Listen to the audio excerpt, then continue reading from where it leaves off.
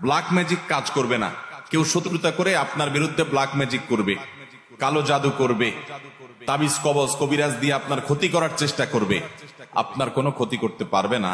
আমাদের প্রিয় নবী সাল্লাল্লাহু আলাইহি সাল্লাম এই সাহাবীকে ওসিয়ত করেছেন এই হাদিসে তিনটি বিষয়। লা আদাহুন্না হাত্তা আমুত, আমি মৃত্যুর আগ পর্যন্ত এই তিনটি কাজ কখনো ছাড়বো না। কারণ এই তিনটি কাজ যেন আমি সব সময় করি, নবী করিম সাল্লাল্লাহু আলাইহি সাল্লাম সে ওসিয়ত আমাকে করে গেছেন। আমি এই কাজগুলো কখনো ছাড়বো না মৃত্যুর আগ পর্যন্ত। সাহাবী তার সংকল্পের কথা বলছেন। সে কাজগুলো কি? সাওমু সালাসাতি সিয়ামু সালাসাতি আইয়াম মিন কুল্লি শাহর, প্রত্যেক মাসে 3 দিন করে রোজা রাখা। প্রত্যেক মাসে 3 দিন করে কি রাখা? চান্দ্র মাসের 13, 14, 15 যেগুলোকে আইয়ামে বীজ বলা হয়। নবী করিম সাল্লাল্লাহু আলাইহি সাল্লাম নিয়মিত রোজাগুলো রাখতেন। এই রোজাগুলো সেহের এবং ব্ল্যাক ম্যাজিক থেকে মানুষকে রক্ষা করার জন্য পরীক্ষিত এবং অনেক বড় উপকারী।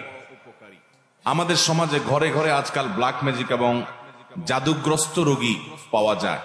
রোগী নিজেও জানে না, রোগীর আত্মীয় স্বজন যারা আছেন তারাও অনেক সময় জানেন না যে এখানে ব্ল্যাক ম্যাজিক করা হয়েছে। সাধারণ রোগ মনে করে তার জন্য দৌড়ঝাঁপ করেন। এই ব্ল্যাক ম্যাজিকের রোগীদের চিকিৎসার জন্য চান্দ্র মাসের 13, 14, 15 এই দিনগুলোতে রোজা রাখার কোনো বিকল্প নাই। আর যারা সেফে থাকতে চান, নিরাপদে থাকতে চান, ব্ল্যাক ম্যাজিক কাজ করবে না। কেউ শত্রুতা করে আপনার বিরুদ্ধে ব্ল্যাক ম্যাজিক করবে, কালো জাদু করবে, তাবিজ কবজ কবিরাজ দিয়ে আপনার ক্ষতি করার চেষ্টা করবে, আপনার কোনো ক্ষতি করতে পারবে না। সকাল সন্ধ্যার দোয়াগুলো পড়বেন আর সেই সাথে এই চান্দ্র মাসের 13, 14, 15 এই দিনগুলোতে রোজা রাখবেন। তো সাহাবীকে নবী করিম সাল্লাল্লাহু আলাইহি সাল্লাম 3 দিন প্রতি মাসে রোজা রাখতে বলেছেন। সেটা এই 3 দিন হতে পারে বা যে কোনো দিনও হতে পারে। এটি হলো প্রথম ওসিয়ত। দ্বিতীয় কি? ওয়াসসালাতুদ দুহা, চাষতের নামাজ যেন আমি কখনো না ছাড়ি। নবী সাল্লাল্লাহু আলাইহি সাল্লাম আমাকে ওসিয়ত করেছেন। ওসিয়ত সাধারণ উপদেশ না, ওসিয়ত হলো মনের গভীর থেকে নিংড়ানো উপদেশ, যেটা কখনো ছাড়বা না। পরম আপনজনদেরকে মানুষ ওসিয়ত করে। নবী সাল্লাল্লাহু আলাইহি সাল্লাম তার সাহাবীকে ওসিয়ত করেছেন যে প্রতি মাসে 3 দিন নফল রোজা রাখা, এটা ছাড়বা না। আর চাষতের নামাজ কখনো ছাড়বা না। এই হাজার হাজার মানুষের সমাবেশ না হলেও 30-40 হাজার মানুষ হবে। এত মানুষের মধ্যে মাত্র 2 জন লোক হাত তুলেছেন। নবী করিম সাল্লাল্লাহু আলাইহি সাল্লাম যেটা সাহাবীকে ওসিয়ত করে গেছেন, এই চাষতের নামাজ কি, এই সম্পর্কে যদি আমি এখন প্রশ্ন রাখি, 80% মানুষ আমার ধারণা এটা বলতেই পারবে না যে এটা কোন নামাজ কখন পড়ে। আর এই কারণে এই বিলুপ্ত হয়ে যাওয়া আমলটিকে পুনর্জীবন দেওয়ার জন্য, পুনঃপ্রতিষ্ঠা করার জন্য আমি এই বিষয়ে কথা বলতে চাই। আল্লাহ রাব্বুল আলামিন আমাদেরকে এটা পুনরায় প্রতিষ্ঠা করার তৌফিক দান করুন। তৃতীয় যে ওসিয়ত করেছেন নবী সাল্লাল্লাহু আলাইহি সাল্লাম তাকে, সেটা হলো ওয়ানাউমুন আলা বিত্রিন, এবং বিতরের নামাজ পড়ে যেন আমি রাতে শুই। যারা তাহাজ্জুদ পড়বে নিশ্চিত আছেন বা প্রবল সম্ভাবনা আছে, জোরালো তার সম্ভাবনা আছে, তারা তাহাজ্জুদের পরে বিতির পড়বেন, ঠিক আছে। কিন্তু বিতির পড়তে পারি কিনা এ ব্যাপারে যদি সিউরিটি না থাকে, প্রবল নিশ্চয়তা না থাকে, তাহলে সেক্ষেত্রে বিতির পড়ে রাতে ঘুমোতে হবে। সেটাকে বিলম্ব করা যাবে না, বাদ দেওয়া যাবে না। নবী সাল্লাল্লাহু আলাইহি ওয়াসাল্লাম সে ওসিয়ত করেছেন। সহিহ মুসলিমের হাদিস আম্মা জানা আয়েশা রাদিয়াল্লাহু তাআলা থেকে বর্ণিত হয়েছে, তিনি বলেছেন, কানান নবী সাল্লাল্লাহু আলাইহি ওয়াসাল্লাম ইউসাল্লি দুহা 4 ওয়া ইয়াজিদু মা শা। নবী সাল্লাল্লাহু আলাইহি ওয়াসাল্লাম প্রতিদিন 4 রাকাত চাষতের নামাজ পড়তেন, আবার কখনো কখনো তার চাইতে বেশিও পড়তেন, যতটুকু মনে চায়। অনেক বর্ণনা থেকে 8 রাকাত পর্যন্ত পাওয়া যায়। 4 রাকাতের বেশি 6 রাকাত হতে পারে, 8 রাকাতও হতে পারে। এই হাদিস থেকে বোঝা যায় যে 4 রাকাত তিনি অবশ্যই পড়তেন, এর বেশি কখনো কখনো 8 রাকাতও পড়তেন, 6 রাকাতও পড়তেন। সহিহ মুসলিমের হাদিসে আছে, আবু যর গিফারী রাদিয়াল্লাহু তাআলা বর্ণনা করেছেন, নবী করিম সাল্লাল্লাহু আলাইহি ওয়াসাল্লাম বলেছেন, আল্লাহ রাব্বুল আলামিন আমাদের শরীরে যতগুলো অঙ্গ প্রত্যঙ্গ দিয়েছেন, যতগুলো জোড়া দিয়েছেন, এই প্রত্যেকটি জয়েন্ট, এই প্রত্যেকটি জোড়া আল্লাহর পক্ষ থেকে অনেক বড় অনুগ্রহ। প্রতিদিন এই জোড়া ঠিক থাকার কারণে আমরা মুভমেন্ট ঠিক মতো করতে পারছি, চলাফেরা ঠিক মতো করতে পারছি, অসুবিধা হচ্ছে না।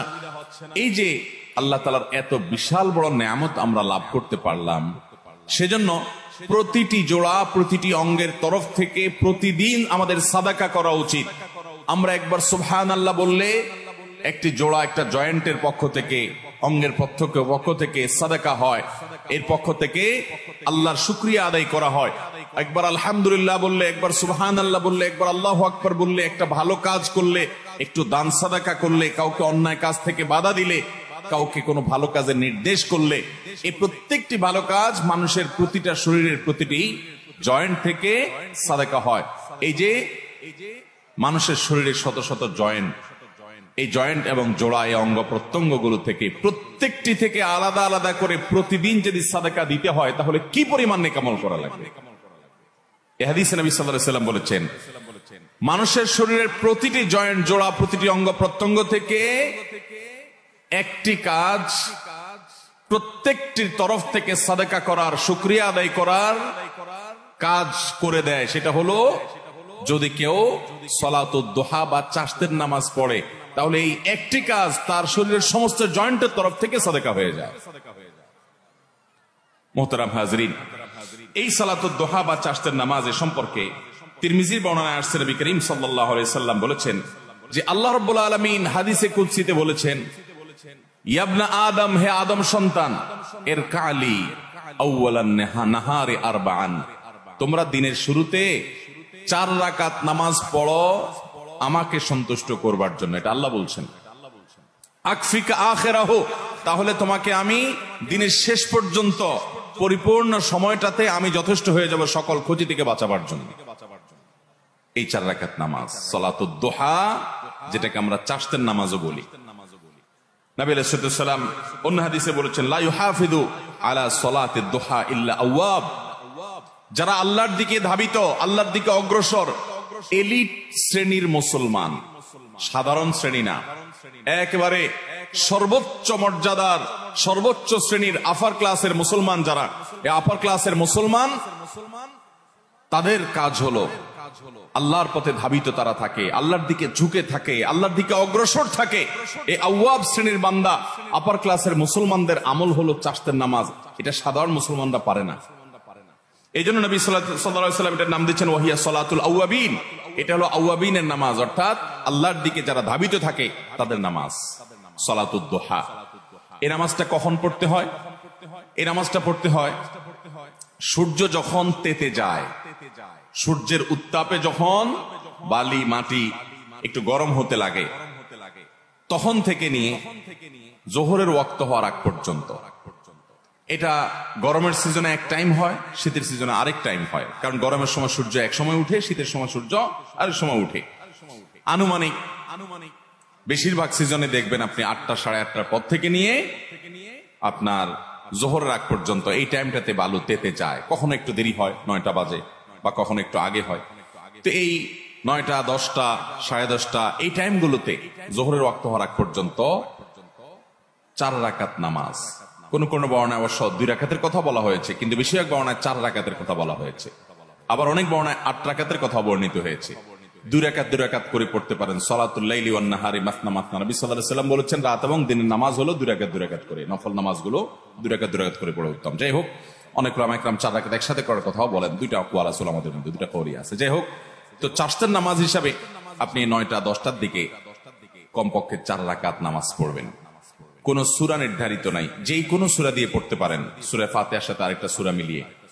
এরপরে আপনি অন্য সব নামাজের যে নিয়ম